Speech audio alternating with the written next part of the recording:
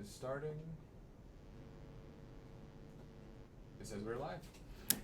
Hello, everyone. Thank you so much for joining us. My apologies for the delay. We are trying a new video setup, and Chris will explain to you in a moment why that is. So I'm going to hand this live session over to Chris. Okay, welcome everyone. I'm talking to you from London today, and for the next 6 months I'll be in London on sabbatical working at Imperial College, which is my alma mater. I was here as an undergraduate. I don't even want to say how long ago, but a very long time ago. And it's a great place for science and technology. I'm working on astronomy projects and communication projects, and with our new method of capturing this audio and video stream, we're going to keep doing our live sessions pretty much as usual. So we appreciate your patience if we have any technical glitches. And since it is London, I don't need to tell you that if I look to my side outside the window, it is indeed raining and gray and cloudy and cold. London in the winter, no surprise there. I'm ready for your questions. All right, our first question is from someone who is on with us live, who asks, comets are made of ice and dust, so it makes sense that they lose material when they are close to the sun. How come asteroids that are made of rock mostly also release material when near the sun? It's a good question, and so the distinction between primarily rocky and primarily icy material is a little bit arbitrary. Comets are more icy in the spectrum of rocks and ice, and asteroids are more rocky, but both contain icy or volatile material, frozen volatiles, which of course includes carbon dioxide as well as water ice and methane ice and so on. Now in the cycle, the life cycle of a comet, if it's an Earth crossing asteroid or a sun approaching asteroid on a tight orbit of the inner solar system, then the sun will ablate material, the volatile material, off the comet, and so it will gradually lose its icy material. It'll be just boiled off or evaporated off. And sometimes, since that material acts to bind the comet can fall apart and disintegrate because of that over time. But basically, the comet that comes close to the sun on a periodic orbit will gradually be baked dry. Now, asteroids are mostly beyond the ice line, and so they do have frozen material, but they're more dry, typically by weight or by volume, be 70 or 80% rock and only 20% volatile material. But there's a continuous range. There are fairly icy asteroids, and there are very dry asteroids. There are comets that are extremely icy with a small amount of rock, and there are some that have been baked dry by periodic passage close to the sun. Ready for the next question? All right, our next question is from Michael, who is on with us live, who asks, if I'm in a car traveling at the speed of light and I turn headlights on, does anything happen? It's a good question. It's, of course, an impossible question. So physics does like thought experiments. A lot of progress in physics during the era of relativity, for example. Einstein used thought experiments extensively, as did other theoretical physicists. It's a good way to test out ideas with a hypothetical situation. Now, in the context of relativity, no object except light itself can travel at light speed. So the hypothetical of traveling with a car at light speed is physically impossible. So it's against the laws of physics. So the scenario can't happen. Essentially, it would take an infinite amount of energy to accelerate a real physical object, a small particle even, or a grain of sand, forget about a car, to the speed of light. But let's just modify the question slightly and imagine that somehow with vast amounts of energy you could accelerate a car to 90 or 95% of the speed of light, a relativistic velocity. What would happen then if you turned on the headlights? And the answer in relativity is that the photons would appear to, from your perspective in the fast-moving car, would appear to leave your headlights at the speed of light, 186,000 miles per second. As they would if the car were at rest, and that's the nature of relativity. However, as seen by a stationary observer, say you're approaching a stationary observer with your car moving at close to the speed of light, that person would see the arrival speed of the photons from your headlights also at 186,000 miles per second, or the speed of light. And that's because time is being distorted in this relativistic situation. The clocks carried by someone, yourself say, in a very fast moving car, would be running incredibly slowly.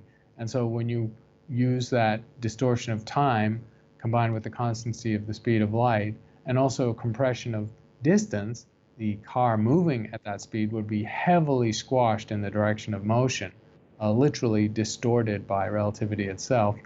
Then it all works out, the math works out. And regardless of the observer, the speed of light is seen as the same speed, c, 186,000 miles per second or 300,000 kilometers per second. Ready for the next question? All right, our next question is from Johan, who is from Colombia, who asks, what is quantum tunneling? Quantum tunneling is a phenomenon that is entirely beyond classical physics. So it's a phenomenon that requires quantum mechanics or the quantum theory of matter to understand it. In quantum tunneling, in classical physics, for example, there can be a barrier caused by an electrical or magnetic field, which, if a particle doesn't have sufficient energy to overcome the electrical barrier, the particle is kept out. So the barrier is completely impermeable. And this is simple classical physics. For hundreds of years, this has been true. In the quantum realm, it emerges that because particles have an extent, they're not point sources, the electron, the proton, any particle is not a point source, but has some quantum extent, some probability of it being in a variety of places as opposed to one particular place. The math of that, when this particle approaches a barrier, is that the particle has a very slight probability that some part of it will actually penetrate the barrier. And that transmits into a very slight probability that a set of particles in that situation, a very small fraction of them, will actually penetrate the barrier and go to the other side, even though individually none of them have a mean energy high enough to cross the barrier. So this is completely alien to classical physics. What this means is that particles can penetrate barriers where ostensibly they don't have the energy to do so, just by purely quantum effect. Now, this quantum tunneling effect is the basis of the Josephson junction. Brian Josephson won a Nobel Prize in physics, I think in the 1970s or 80s, for understanding how quantum tunneling might operate in electronic components. And modern electronics, the basis of our computer technology and our information technology, actually uses not just Josephson junctions, but a whole set of devices where quantum tunneling is in operation. Essentially, our modern electronic world would not function unless quantum tunneling was the case, and that quantum tunneling can only be understood in terms of the quantum theory. Ready for the next question? Excellent. Our next question is from Marvel, who asks, how can a geologist work in space sciences? It's actually quite easy for geologists to move into that field because it's not far. There are, obviously, in terms of planetary exploration, NASA is doing a lot of planetary exploration, either robotic probes that we're sending to outer parts of the solar system or to the moon or to Mars, need geologists to interpret the data. Maybe most geologists obviously learn by studying the Earth and the Earth's rocks and the Earth's situation. But the geological worlds we see around us in space are subject to the same laws of geology, the same methods, and the same techniques. And so geologists can equally well work on Mars as they can on the Earth, or on the Moon, or on the Earth, in terms of remote data. And if, of course, when we set up bases on Mars and the Moon, geologists will be a very important component of the scientific teams that go there. So geologists definitely can work on planetary science, and increasingly, geologists can also work in the field of exoplanets. So for a long time, as exoplanets were being discovered in larger and larger numbers, we knew very little about them. We simply knew their orbits, we might know their sizes, we might know their masses, and that's pretty much all. But in the modern era, an increasing fraction of the exoplanets are starting to be characterized, such that we can talk about whether they're rocky worlds, or icy worlds, or even metallic worlds. We can talk about their climate. We can begin to talk about their atmospheres and their geology. And so in the future, geologists will actually have a significant role to play in the science of exoplanets. The boundaries between these scientific fields of astronomy, geology, planetary science, and atmospheric science are starting to break down as we study more of these worlds in space. That's ready for the next question. Okay, our next question comes from Russell, who is on with us live, who asks, what limits the speed of light to 3 times 10 to the 8th meters per second? Do we understand why this velocity is the universe's speed limit? It's a good question. And in the theory of relativity and the central insight of Einstein, the constancy of the speed of light actually becomes a hypothesis. It becomes a premise. And of course, the ironic thing about making the constancy of the speed of light a premise of relativity and then looking at what the implications of that premise would be for relative motion, you actually take away the ability to explain why the speed of light itself is the physical limit. So unfortunately, the simple answer to the question is no, we don't know why the speed of light itself, this very particular number, is a physical limit to speed in the universe. We just know that operationally, if it's perceived, if it's recognized as being a physical limit, that objects can approach that speed but never exceed it, then we can explain the behavior of subatomic particles, we can explain the behavior of physical objects that we accelerate to large speeds, and so on. So it's a very successful description. Is it possible that in another universe, imagine the multiverse theory is correct and there are other parts of space-time with different laws of physics, is it possible that in those other worlds, those other universes, the speed of light might not be the same number or might not be constant at all? Yes, I guess it is. Our physics is particular to this universe. Ready for the next question? All right, the next question is from Mohammed, who is on with us live, who asks, as we know, time is calculated depending on the place. So how can we calculate the time in space between planets or between places? So I think it's a relativity question about simultaneity. Yes, this is actually becoming less of an esoteric theoretical question, more of a practical question. As we start to move around the solar system, as we send more than a handful of space probes to the outer solar system, as we build satellite networks, for instance, eventually orbiting the moon and the Mars as well as the Earth, then keeping time in space within the solar system or scattered around the solar system becomes quite important. For example, there's another place where this is important, and this is the interplanetary internet.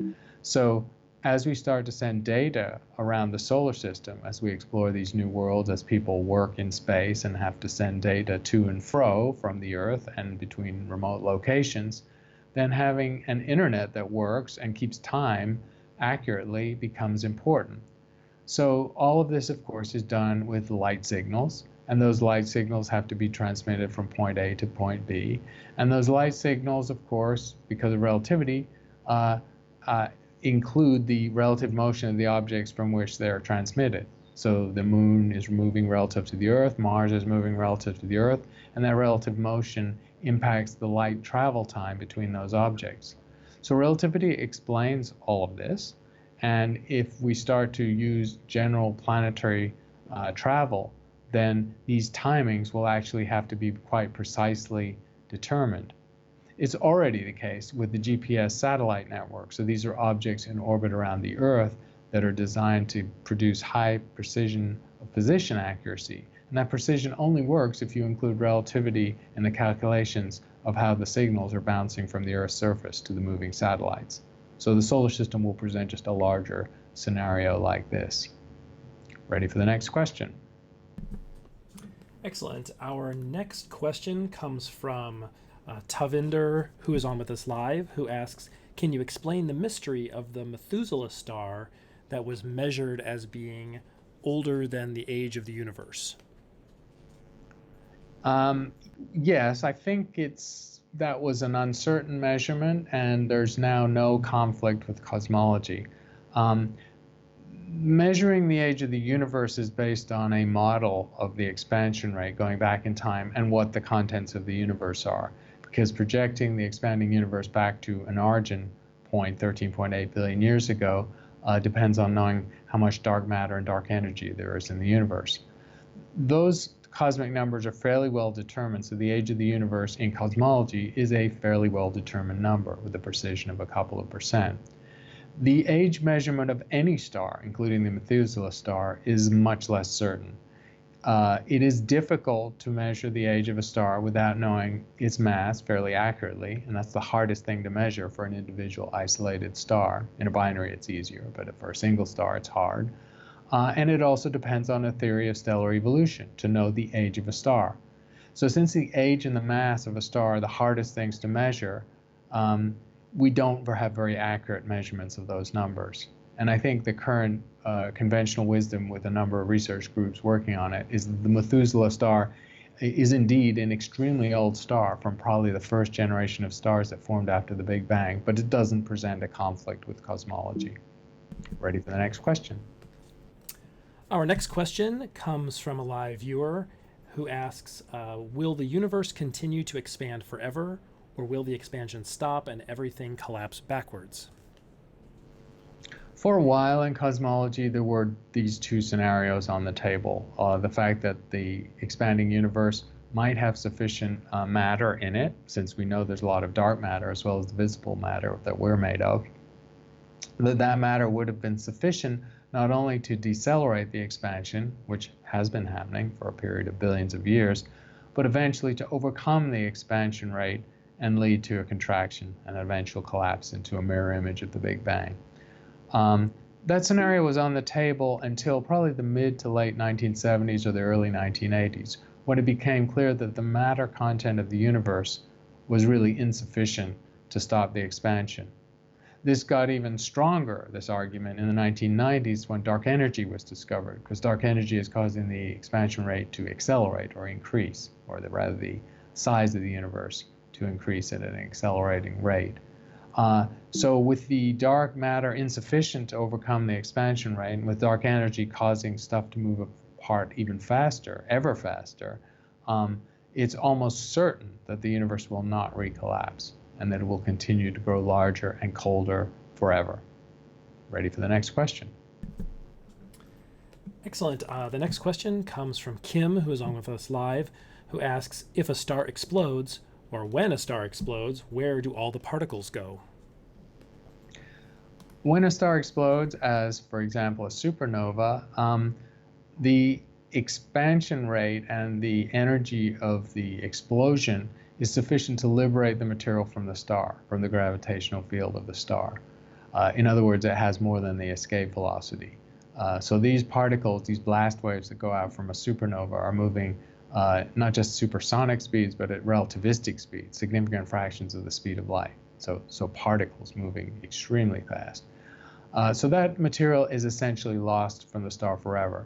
It does eventually decelerate and slow down because the vacuum of space between stars is not absolute. There's a very small number of particles, maybe a few protons per cubic meter in interstellar space. And so the blast wave from a dying star does plow into a very diffuse medium. It slows down, it heats up, and that's what leads to a supernova remnant, which glows in X-rays. And so that's sort of how we know where dying stars are, because we see the decelerating blast waves moving through space hundreds or even thousands of years after the star dies. But the star's material is lost forever, and what's left behind is a compact collapsed core that's the stellar remnant, which is, in the case of a large star, a massive star, is going to be a black hole. In an intermediate case, it's a neutron star, and occasionally the detonation is perfect, and therefore there's nothing left behind. Typically, a massive star will lose something between 1/3 and 80% of its mass in the explosion. So what's left is a small fraction of the initial mass of the star. Ready for the next question? Okay, our next question is from Morrow, who is on with us live, who asks, when we see an object such as a quasar that is 8 billion light years away, how do we explain the distance that the light has traveled when 8 billion years ago the universe would have been much smaller? Yes, you can tie your head up in knots thinking about this because it is complicated. So when we talk about an object that's 8 billion light years away, we mean we are seeing the object as it was 8 billion years ago. So that is the time that light has taken to travel to the universe. And so we're seeing that object as it was when the universe was a lot younger. In the case of 8 billion light years, that's the universe as it was when it was about a third of its current age.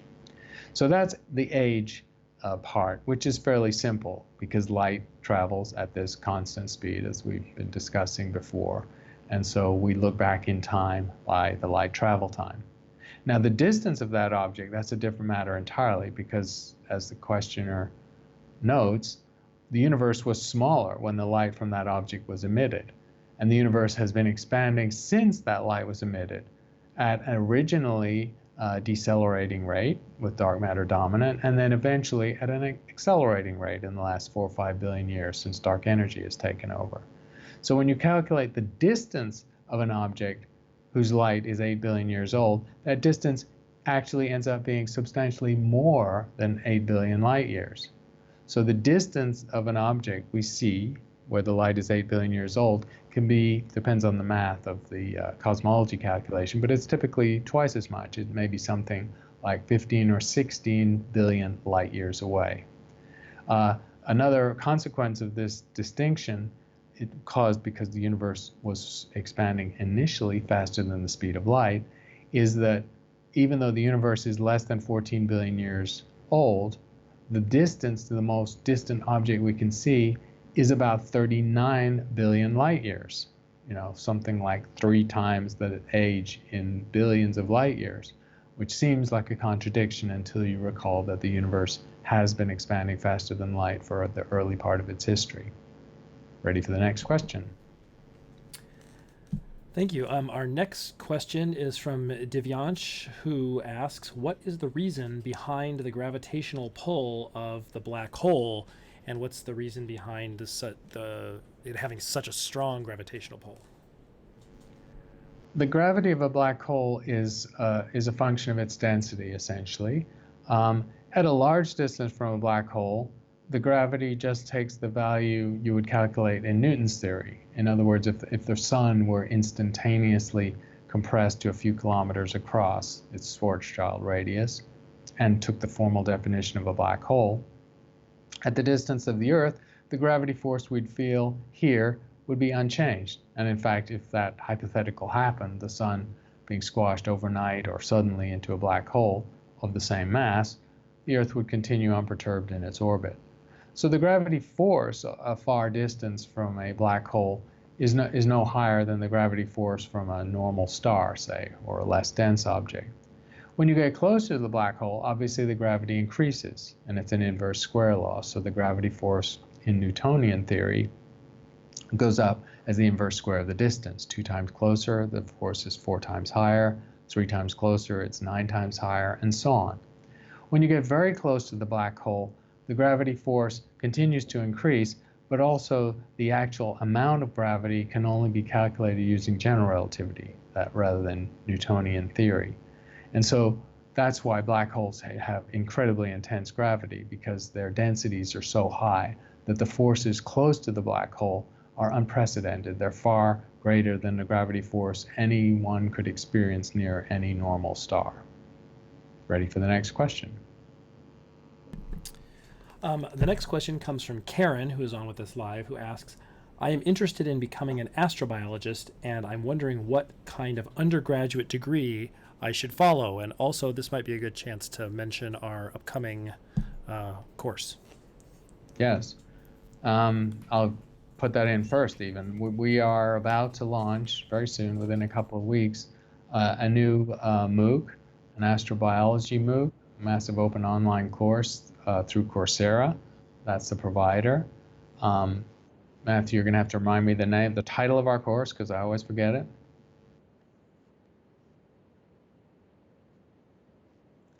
Right. It's a general astrobiology course, but we are giving particular prominence to exoplanets, because that's sort of the hottest field in astronomy as well as astrobiology. So that's the course. You can search for it, obviously, by my name as well. And I highly recommend it, and we put a lot of work into it. I think it's a good course. As for training to become an astrobiologist, astrobiology is a niche field. I would say it represents less than 10% of all professional astronomers are working in astrobiology. But it's not a trivial field, and it's a growing field. It's obviously very exciting research right now. The training of most astrobiologists at the moment that are working in that field was astronomy. So most astrobiologists started their careers in astronomy, and that typically means for undergraduates that they actually started in physics and then moved to astronomy in grad school and then became interested in astrobiology and moved into that field. That's the classical path, but there are many deviations from that path, and there are many exceptions to that general rule, and I've known many of them. I've had students who are some of them. We have some of them working at Steward Observatory. So it's by no means impossible to come to astrobiology by a different route. Obviously, astronomers and physicists don't tend to take a lot of biology, so when they go into astrobiology, they have to add it on. They have to take graduate courses in biology, which is hard if they study physical science at college, or just learn the field on their own. So a biologist going into astrobiology has, of course, some strong advantages. They, by contrast, would have to probably add to their physics and math background to be able to be successful in those fields, or perhaps their chemistry background. So there are different paths into astrobiology. And in fact, as the field matures, I think the role of biologists, people trained primarily in the life sciences, will actually increase, and more of those people will become professional astrobiologists. At the moment, it's not a very popular option or choice for a biologist to become an astrobiologist, as opposed to an astronomer becoming an astrobiologist, which is pretty popular and is considered a successful and advantageous way to position yourself in the job market. Right to the next question. Okay, and then apparently some people did not hear the name of the course when I mentioned it, so I'll say it again, and the name of the course is Astrobiology Exploring Other Worlds. Okay, so our next question is from a live viewer, from Kushal, who asks, why is the gravitational wave amplitude of supermassive black holes so high, and why do we need sensitive equipment to detect it, like pulsar timing arrays? So the amplitude of gravitational waves from supermassive black holes is high simply because they represent very large masses. So when binary supermassive black holes merge, which will happen when two massive galaxies merge, since we know that every galaxy has a black hole in it, you're combining masses, each of which is millions of times larger than the kind of black holes that LIGO observed merging. So obviously the perturbation in space-time caused by these enormous masses merging is going to be substantial. So the amplitude simply goes with the mass at some level. Now the other part of the issue, and it relates to the sensitivity and how these experiments are carried out, is the timescale. The orbital and merger timescale of supermassive black holes is also scaling with the mass of those objects. And so that timescale is, in the case of massive black holes, much longer than for stellar mass black holes. So while with LIGO we saw these classic chirp signals, as they're called, this crescendo of frequency of gravity waves moving from a few hundred hertz up to about a kilohertz as the objects merge, in the case of massive black holes, those frequencies are millions or even billions of times lower. So instead of 1,000 hertz, you have 1/1,000,000th of a hertz, or maybe 100,000th or 10,000th of a hertz. That is one oscillation in an hour or in a day, as opposed to hundreds of oscillations in a second. That's an incredible difference. And that difference is what makes the detection of gravitational waves from supermassive black holes exceptionally challenging. So the amplitude is substantial because the masses are substantial, but the timescales are extremely long, which requires incredible stability of whatever instrument is doing this work. It also means that this work has to be done in space. There's no terrestrial gravity wave detector that can possibly detect the extremely slow gravitational waves that result from massive black holes. This will have to be done with interferometers in space. And LISA, an acronym for one of these space antenna interferometer systems being developed by the Europeans and the Americans, is the classic experiment that we hope to launch. It'll probably take 10 or 15 years for that to be put up there, but it will be the experiment to detect these. And as the questioner alluded, There's a more indirect method which may have success before that, using pulsar arrays. As gravitational waves pass over a pulsar, they subtly alter its spin rate or its angle of tilt in the sky. And using a network of pulsars, in principle, you can watch the passage of gravitational waves subtly altering the properties of a pulsar array.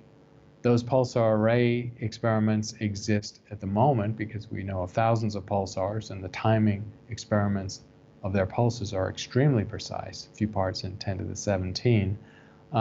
So that is a possible way we might detect these gravitational waves even within the next 5 or 6 years. Ready for the next question? Excellent. Our next question is from Mustafa, who is on with us live, who asks, how can the space-time continuum expand when it is not an entity in itself, but just a mathematical tool we use to describe events happening in our universe?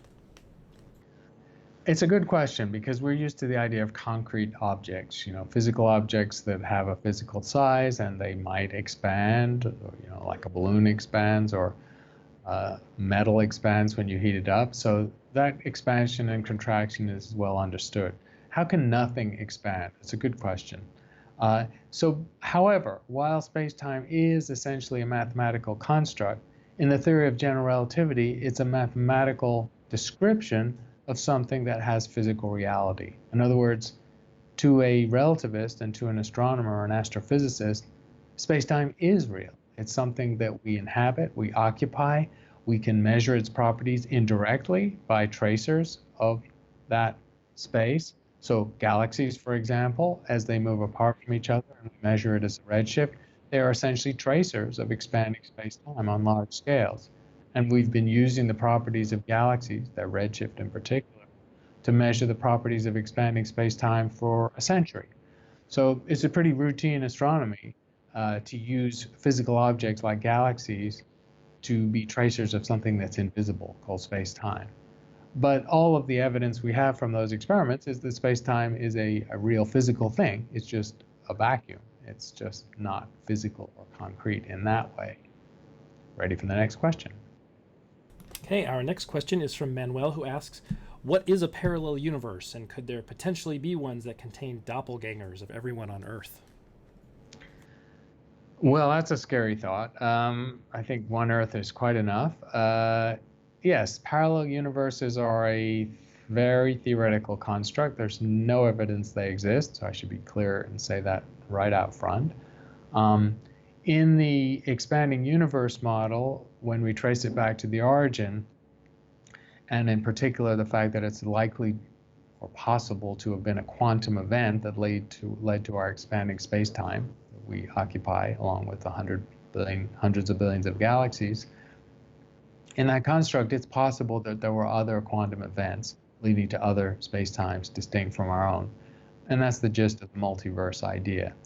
And so these universes are parallel in the sense that they don't intrude upon ours, and there's no obvious way from within our expanding space-time to measure their properties or even their existence. And that's why many astronomers are simply skeptical of the idea, because they say, well, how can we possibly test it when we can't see these other space-times? So it's a theoretical idea that has some traction in the theoretical community, has some interest. It's elegant in some way because it addresses the quantum origins of our universe, but it's not clear that it's testable in the sense of these parallel universes being things we can understand. And I suppose to address the second part of the question, if there were parallel universes with sufficiently different properties, then just by statistical arguments, it's possible that eventually, with a large enough number of them, there could be universes in which there are great similarities to our universe, including potentially doppelgangers, completely identical Earths to ours, and situations that have played out on those parallel universe Earths like our Earth. So if you create a sufficiency of number of experiments, then you can always hypothesize that two of the experiments are exactly identical down to the tiny details.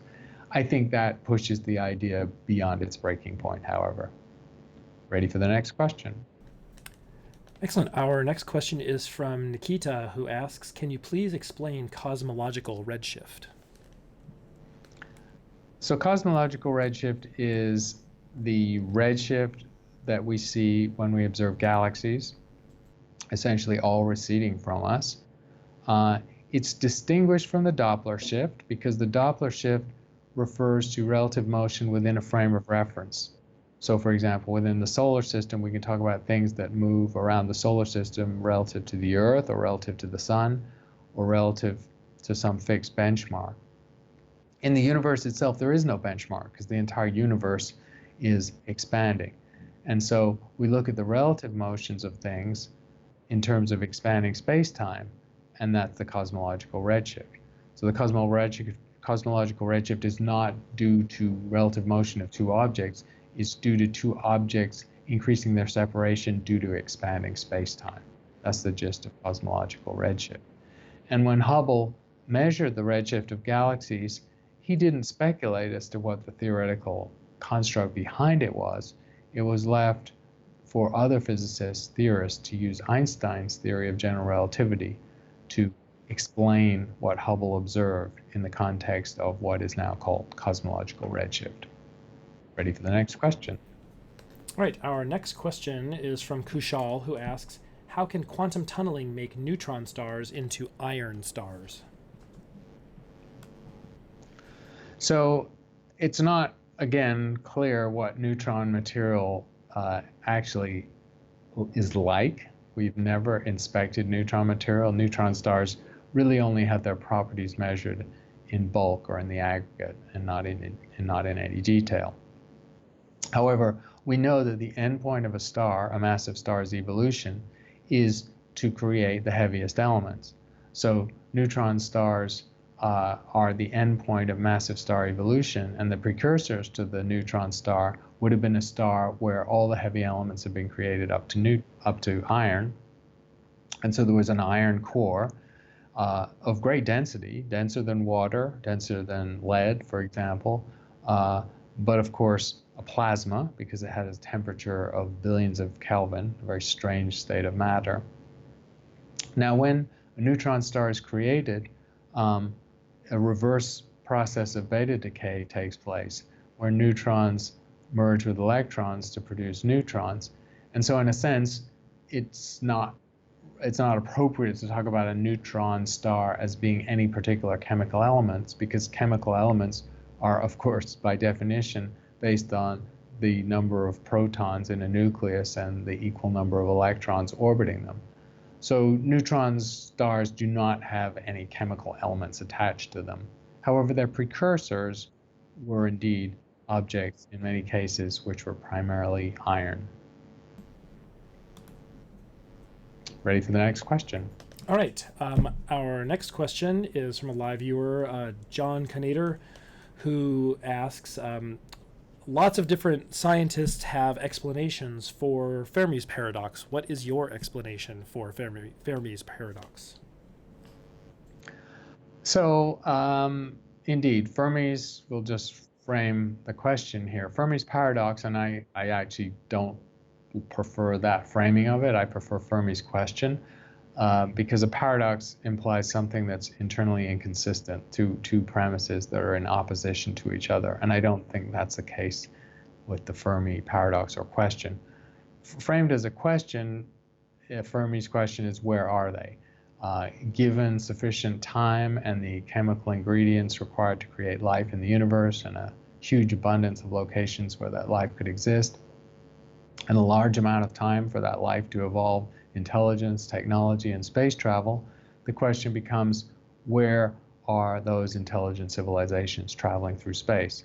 Since we are being able to do it relatively recently, it's unlikely that we would be the first, goes the argument, or the most advanced, and therefore Fermi's question, where are they, arises. It's a legitimate question, if not a paradox, and I guess my preferred answer is just that the parts of the evolution where biology turns to intelligence and then turns to technology and turns to the ability to leave your environment with space travel could be extremely rare. It could be a very unlikely or small probability outcome of having biology.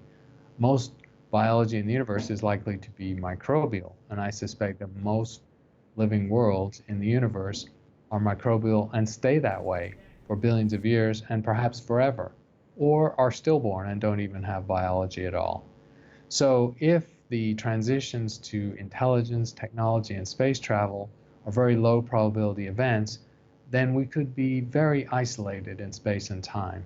And therefore, it's not unreasonable that we haven't been visited just because the nearest intelligent aliens or civilizations or space travelers are very far away, which is to say thousands or tens of thousands of light years. And the galaxy is very thinly sprinkled with intelligent civilizations. In that case, there's no paradox, and the answer to Fermi's question is just that they're very rare. That's my preferred answer. Ready for the next question? Excellent. Thank you, Chris. So we have about 5 minutes left for questions, so it probably will get us through one, maybe two questions, and we've got a ton of great ones. So I will pick the next one, which is, if gravity is a property of space-time itself, can it exist without matter and energy? It's a good question. Gravity is not necessarily a property of space-time itself, however, so I think the premise of the question may not be true. It does seem that gravity depends on having mass and/or energy in play. It is indeed possible to have space-time that's devoid of energy and matter. In the theoretical physics or relativity community, this is called de Sitter space, after Wilhelm de Sitter, a famous German theoretical physicist in the early part of the 20th century. So there are sort of theoretical constructs of space-time that are devoid of matter and energy, and where there is no gravity. They're essentially empty space-times. And those empty space-times can have behaviors, or they can be expanding or static, or they can have torsion, they can be rotating. There are all sorts of things can be possible with these empty space-times. The interesting stuff does happen, however, when there's gravity and when mass and energy are in the universe or in the space-time. So the things are actually distinct in that sense. Ready for the next question? How far can our radio signals go before they become unintelligible? This is an interesting question because it relates to SETI, the Search for Intelligent Life in the Universe. We are trying to listen for intelligent radio signals from hypothetical civilizations out in space with our radio telescopes. We've also done a few transmission experiments of beaming or pulsing radio waves into space. It's also clear that our planet is leaking radio emission into space because we have radio transmitters, megawatt radio transmitters for a classical FM radio station. The biggest transmitters are hundreds of megawatts, of course, and those radio waves leak out into space and travel broadly through space. And so some people have pointed out that even passively, SETI can operate because even without any intention to communicate, a civilization will betray its existence by the leakage of radio radiation. I was once asked to calculate this because someone, a radio producer, called me and said, well, I Love Lucy should be just passing out through a bubble of space that's now 60 light years across, or 60 light years in radius, because that's how many years ago I Love Lucy was broadcast. And surely the aliens in the large number of planets in that sphere could have seen I Love Lucy. Well, in terms of the passive radio communication, if you do the math, even though those radio signals were pretty powerful when they were created, as they leak into space and disperse by the inverse square law, they very rapidly diminish in strength.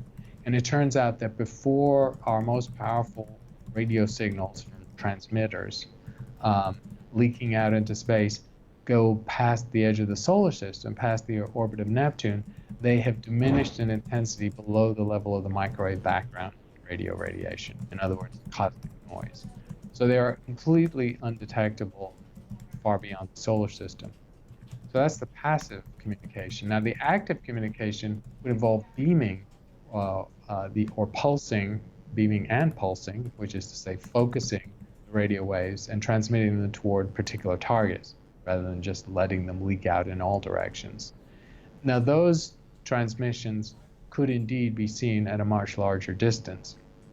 If you do the hypothetical reverse experiment, we could detect an Arecibo type radio dish. Arecibo is the largest radio dish, 300 meters across, has very powerful klystron radio transmitters, and it does beam radio energy out into space, and it can be done to particular targets. So if you do the thought experiment, we could detect the equivalent of an Arecibo technology at distances of a few thousand light years out into space. So the difference between passive radio emission leaking into space and directionally pulsed radio emission being sent into space is dramatic.